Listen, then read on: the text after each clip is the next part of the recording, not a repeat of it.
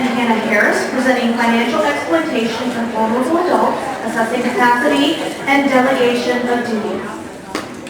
Good afternoon. I'm Hannah Harris. I'm an assistant Commonwealth attorney in Augusta County. I'm also a board member of the Greater Augusta Coalition Against Adult Abuse. I'm here with Allison Martin. She is another assistant Commonwealth attorney in Riverheads County. Kind of today we'll be doing two separate intertwined presentations. I'm going to be talking about the changes in the code and the definitions that kind of go with that have really helped from a criminal standpoint. And then Allison will move on to kind of the intermingling of civil and criminal, but mainly my portion will be the criminal aspect of that in prosecution. One disclaimer is that I did adapt this from a presentation that I will be giving to our local sheriff's office. So if it's geared more towards law enforcement and trial prep for our attorneys and law enforcement here in APS, that's kind of why it kind of is more the criminal side of what we do in this context instead of the civil. So prior to July 1st, 2022, this was the code section that we operated under. It was the verbiage used was an incapacitated adult, which means any person 18 years or older who impaired by reason of mental illness, intellectual disability, physical illness or disability, advanced age or other causes, to the extent that the adult lacks sufficient understanding or capacity to make, communicate, or carry out reasonable decisions concerning his well-being. So this was the definition for both adult abuse, like physical abuse, as well as financial exploitation. And then in the old code section, 18.2-178.1D, it stated that mental incapacity for purposes of financial exploitation was the condition of the person at the time of the offense described, and that the person prevents him from understanding the nature or consequences of the transaction or disposition of money or other thing of value involved in such offense.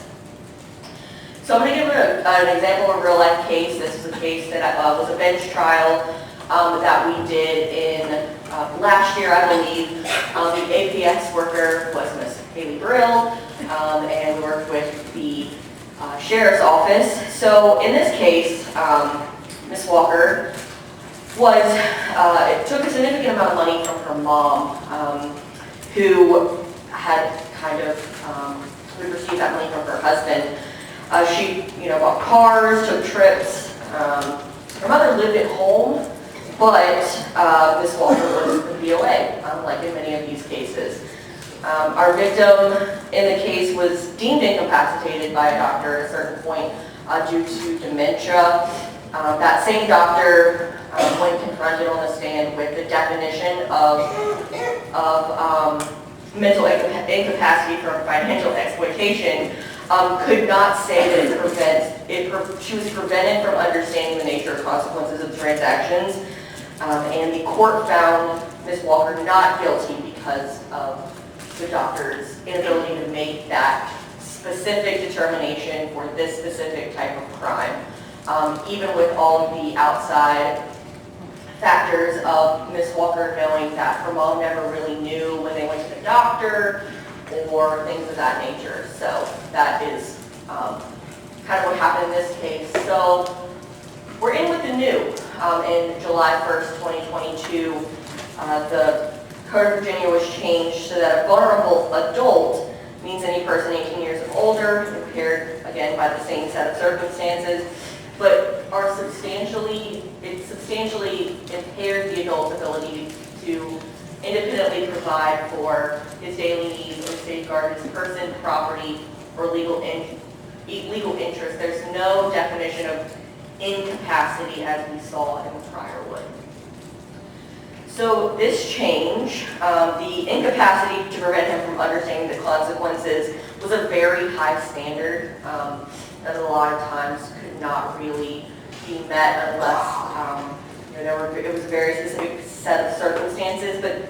And that allowed a lot of cases to kind of fall approved just because of the high standard of incapacity for people who were being taken advantage of. But now, it's removed as a qualification, and there does have to be a finding that, one, they're a vulnerable adult, the defendant knew that they were a vulnerable adult under the definition, and they took advantage, and this is also changed in that circumstance. So how could this case have been different?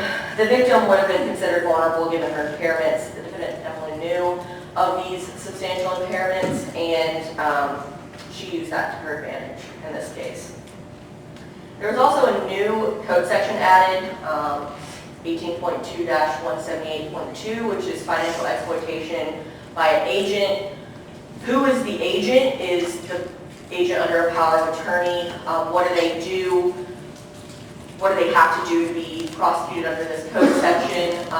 Knowingly engages in financial exploitation of a vulnerable adult who is the principal of that agent is guilty of a Class 1 misdemeanor. This is a separate companion offense, which means that you can charge both financial exploitation as well as this misdemeanor. A little bit about power of attorneys. I know Allison is going to speak more to this. They're powerful documents, but I always like to say they are not a license to steal. You have to act on behalf of the principal. It only grants the powers listed in the documents. There are different kinds of POAs, but it does always create a fiduciary duty. You must act in a way that will benefit the person that you are acting as POA.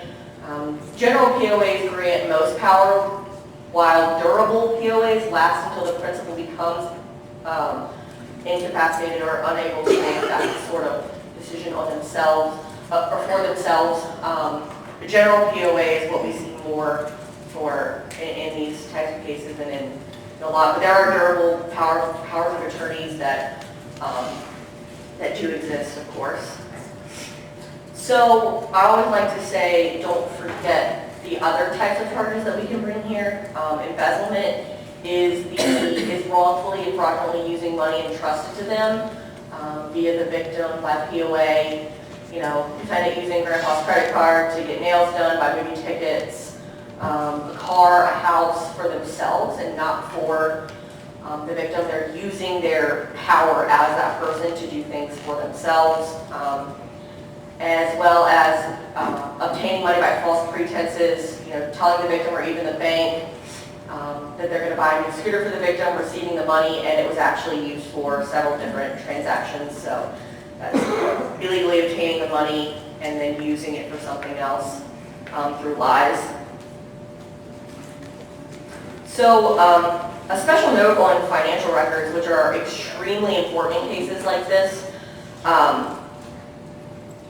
From more of a trial prep standpoint, as well as in obtaining them from APS, from victims, from other sources. So the first thing is that certificates and custodian of records are important to identify these people and to have these records, or to have this custodian of records affidavit.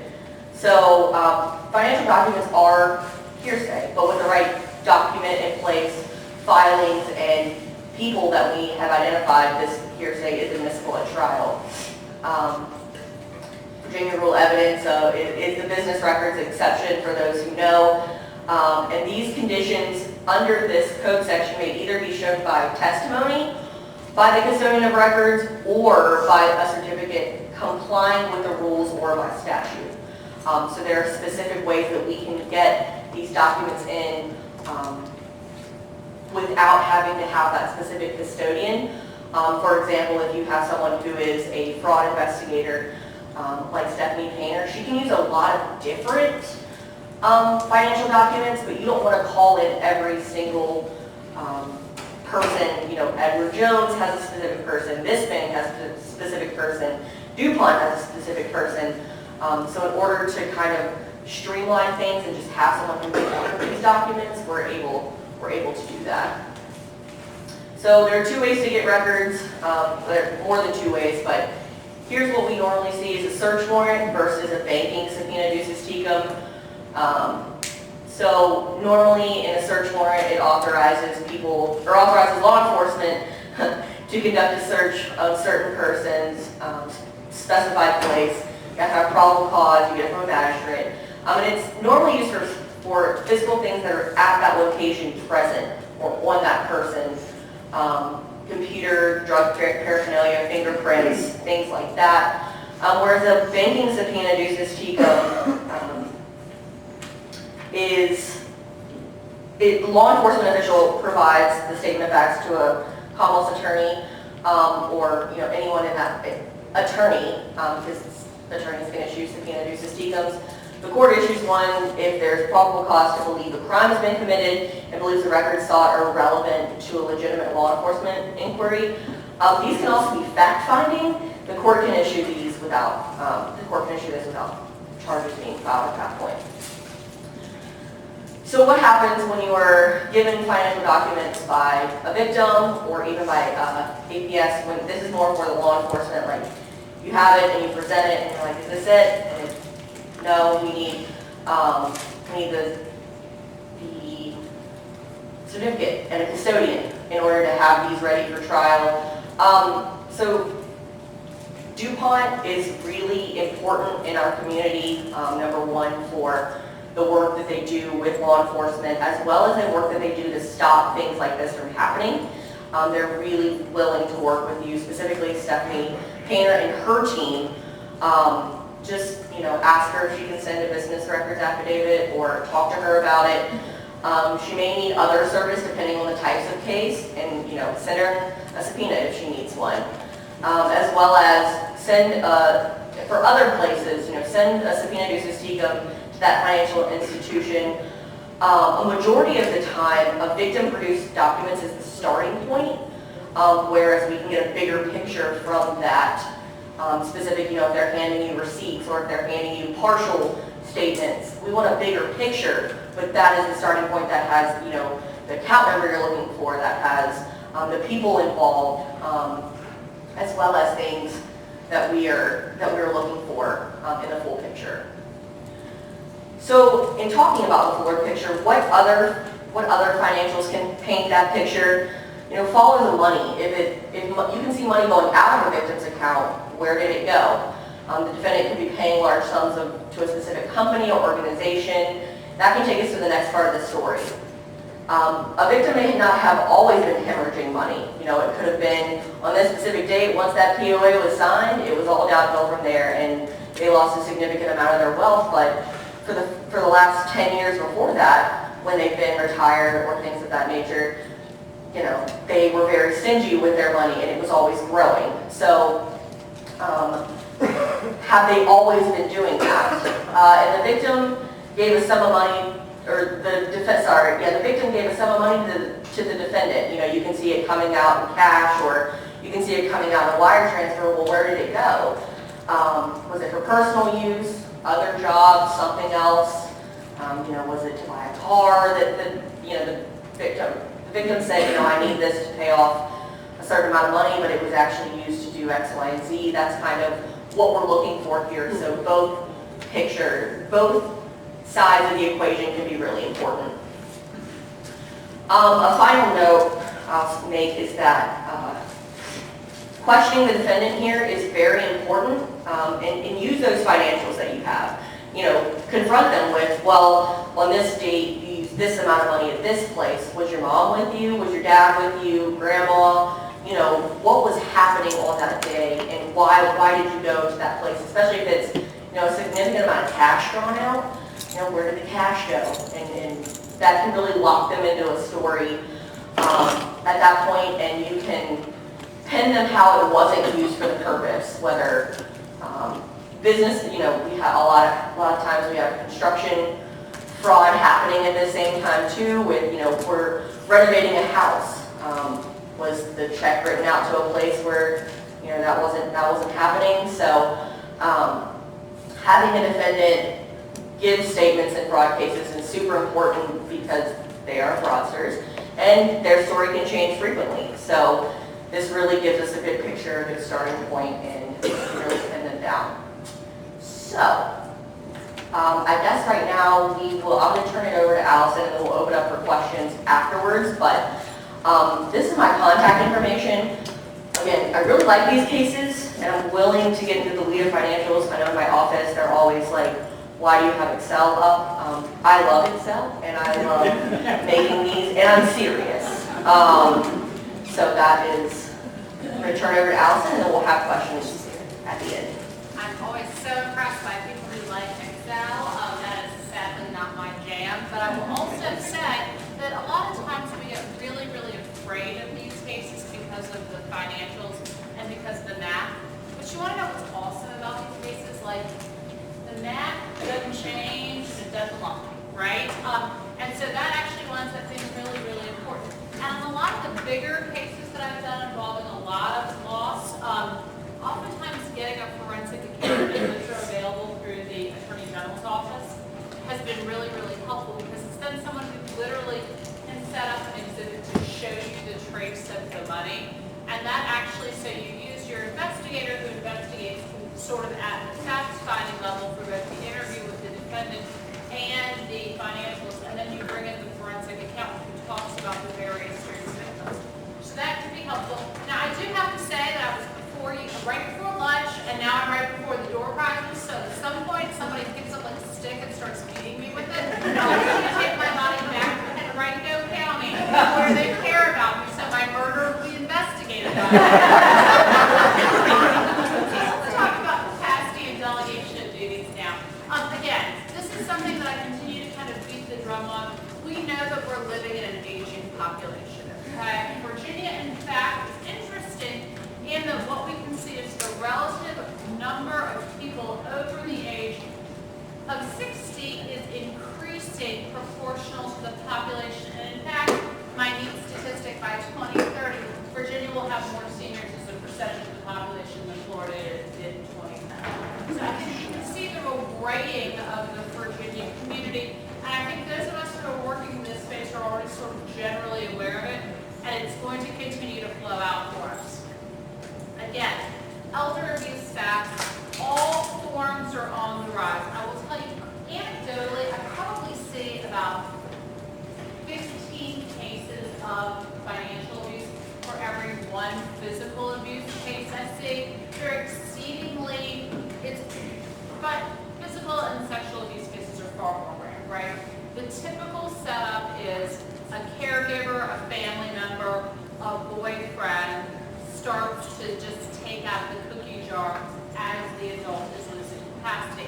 Right now I have a case that's currently moving under indictment where we had a man who was 60 years old who married in secret, his 85-year-old girlfriend because he was about to be evicted because the son of the girlfriend, who sadly is the same age as his new stepdaddy,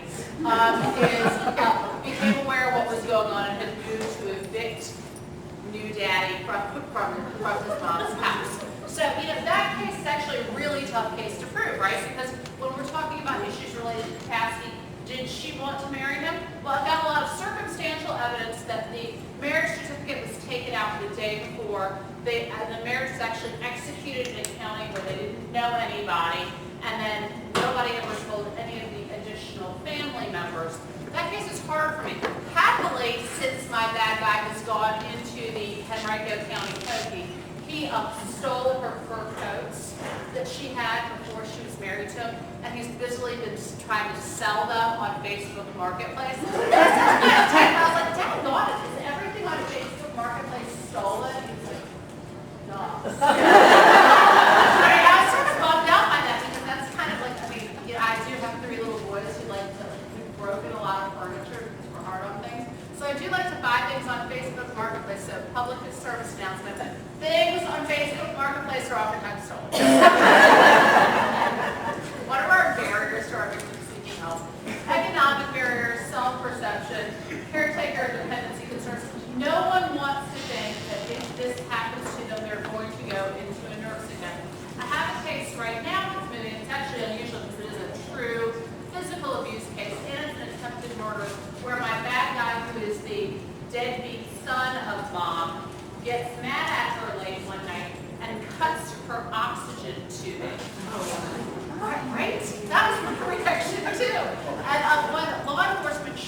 thank God it's all on body worn camera because now, of course, she's since recanted everything. He says, she can't survive without her oxygen. Please don't arrest me. I'm the only person who can take care of her. Well, I just talked to her this morning after I touched down here, poor sweet lady. She's like, can't you just let me have contact with him again, Alice? I'm like, first of all, he's locked up inside jail. No. Second of all, he tried to kill you.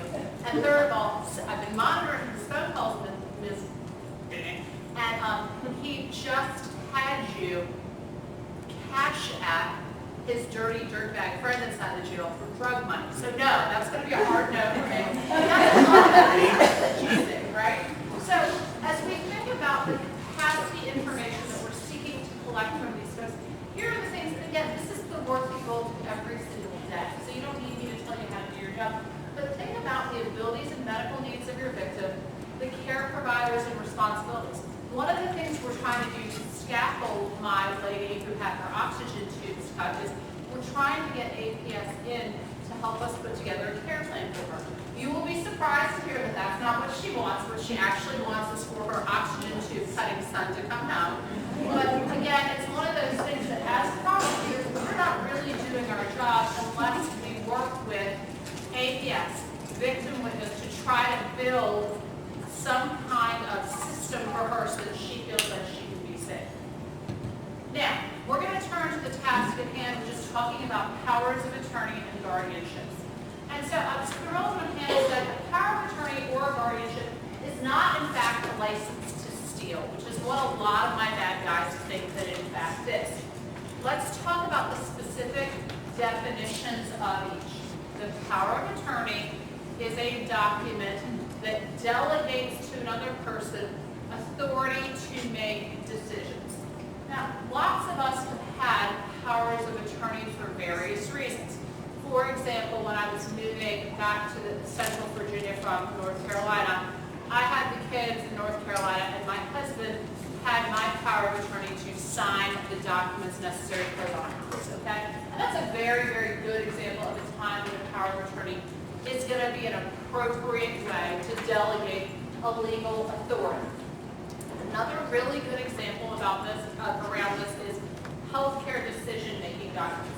Obviously, those of you all who work in this space are very much aware, I'm sure, of the specific requirements that these advanced healthcare directives have to be valid. For example, you actually have to bring it to the hospital, right? And these are things that most people who don't work in our space know. But not to make it valid, but in order for the hospital to understand what you want. So let me be clear about that. Now, a guardianship is a totally different process, right? And the neat thing about the power of attorney is you can delegate away as many or as few of your rights as you want to. And that's truly something that a guardianship does not do. And when I think about guardianships and I teach about them, the guardianship and conservatorship, so the guardianship is the rights of the person. The conservatorship is what are we going to do with the person's money, right? And the two of them go together when you go through a complicated court process. That's kind of a nuclear option, right? Because then again, I love what was said in the last lecture, which was also exceedingly difficult to follow, let's be honest, when they were talking about how carefully we need to think about the rights that we are stripping away from someone. You know, when you're talking about someone who's 75, 78, 80 years old, they've lived a long time, they've contributed a lot to their community, and a guardianship is really, really, really invasive and humiliating to the people involved, right? And so you want to be very thoughtful before we proceed along on that. One thing that's super cool, though, is as APS workers, as law enforcement, as prosecutors, if you all are working in the context of a multidisciplinary team, and this is something that I did when I was in Richmond, is you can get yourself into a position where you can get an elder law lawyer onto your MDT, and that elder law lawyer can help you as you're working with someone who's been the victim of crime, figure out if either one of these options might be a good fit for your person who may be in the need of extra assistance. Now, let's talk about the different types of powers of attorney. Now, the general, and all of a sudden this slide looks really small, so let me get on my glasses. Well, General power of attorney. The agent can perform almost any act as the principal, such as opening a financial account or managing personal finances. A general power of attorney arrangement is terminated when the principal becomes incapacitated, revokes the power, or passes away. So that's really important to think about. That general power of attorney is distinguishable from the durable power of attorney. And when I talk to people about that, think about the durable, okay? And the durability makes a difference. A power of attorney that includes that durability clause maintains it after the principal becomes incapacitated, okay? So if you're working with an older person, what you're probably going to recommend here is you're going to recommend the durable power of attorney because that continues forward even once there's that loss of capacity.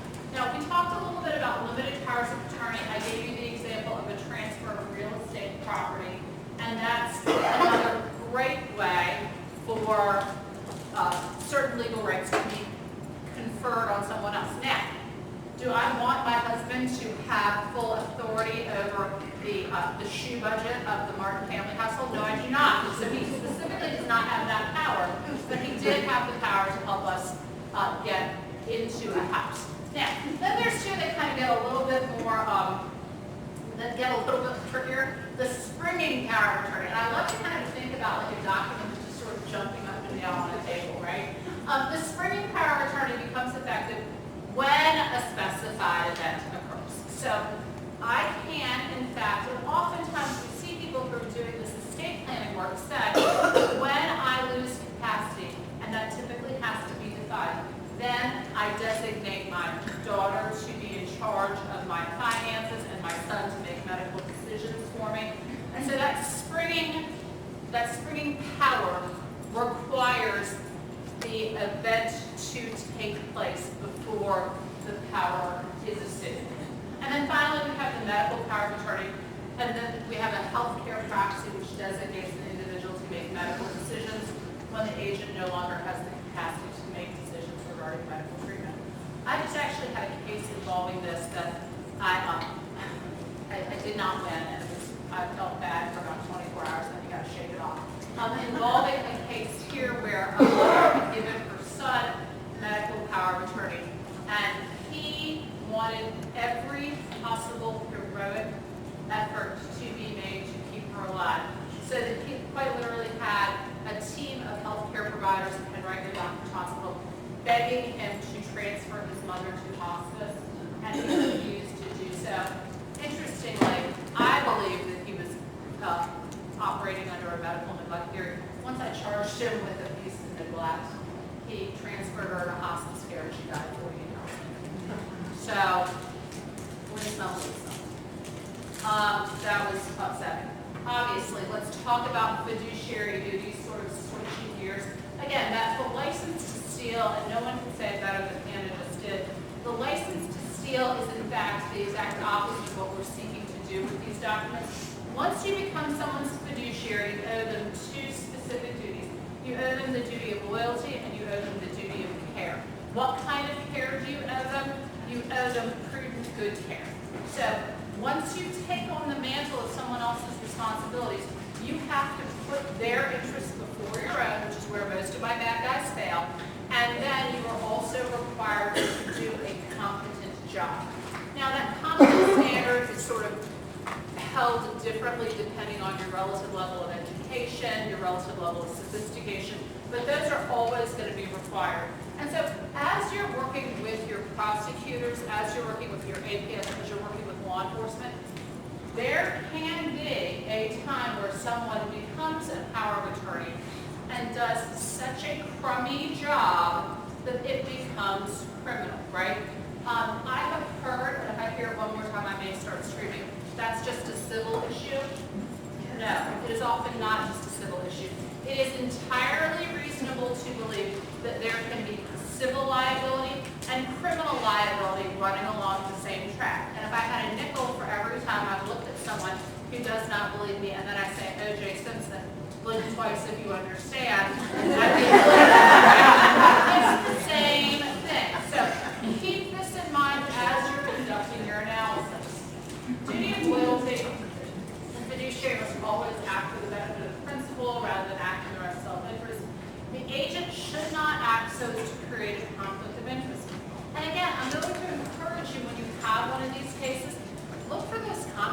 right? I mean, usually they are pretty pronounced. Oftentimes, and Hannah again sort of got it right when she said, gather the materials so that you can confront your defendant about them when you question them. I would also encourage you to pull video from ATMs and banks, because there's nothing better than watching your bad guy come through the ATM after his $20 withdrawal. Guess what he's using for? Drugs. And ask, like, hey, so do you think you have a conflict of interest? And they'll say no. And then that adds fuel to the fire that you have for your prosecution's case. Again, I don't know why this font is so slick. Why did I make the font this big with this huge slide? We'll never know. The duty of care requires that fiduciaries perform their functions with the care, confidence, and diligence ordinarily exercised by agents and similar. Now, what's undue influence? This is a civil law concept. It doesn't really exist in the way that we know it in criminal law, but I think the analog is important. Undue influence is an abuse of any close or professional relationship that overcomes the free will of another person and induces him to do what he otherwise would not have done. If a party goes into a contract as a result of undue influence, then the contract should not be enforced against him. Now, this is a model jury instruction again from the civil side, not from the criminal side, but I think it's really important for framing our construct in terms of what we're thinking about now that we've moved from this incapacitated person to the vulnerable adult standard. Undue influence, again, we kind of broke it down here. Apparently I decided that I thought I wanted you all to see it this time, so I put it in the size. And the undue influence factors, here's how it's criminal. When you can prove that statements were fraudulent, like false pretenses, or knowingly taking advantage of a victim's lack of mental capacity. So if you can kind of think about how you start versus how you finish, I think for a long time, the prosecutors, law enforcement, APS workers in the room, we've all sort of thought about this with our civil remedy hats on. And I'm really going to encourage you to rethink that, because oftentimes the paper tells the story. Now, how can we all work together on this? We can pull together advocacy organizations, aging network agencies, culturally specific organizations. I don't like to use that word, elderly too, I should have gotten that. Older focused legal resources, faith-based organizations, government agencies, healthcare, APS. We can all work together. And when we work together, and I'm going to continue to beat the drum for the MDT model, because as it turns out, lots of heads are better than one. And what a prosecutor sees is going to be different from what an APS worker sees, is going to be different from what law enforcement sees. And all of those people need to have a seat at the table. Why? Because sometimes we have cases that can be prosecuted, sometimes we don't. But some of them also under the MDT model doesn't matter, because we're here to do what's best for our senior. And that's huge, right? If we can say, okay, we don't think we have a criminal case here, but wouldn't it be helpful? Thank goodness APS has made contact with the son who's in Charlottesville.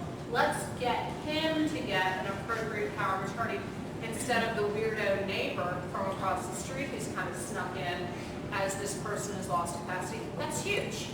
And that makes a difference, and that's what we're all here to do. Adult protective services can, of course, always assist in emergencies. Now, APS may enter premises with law enforcement officer and remove the adult from the premises if the person is incapacitated. If the caregiver or guardian is present, their consent is required, unless the investigators working together suspect they may have caused the abuse.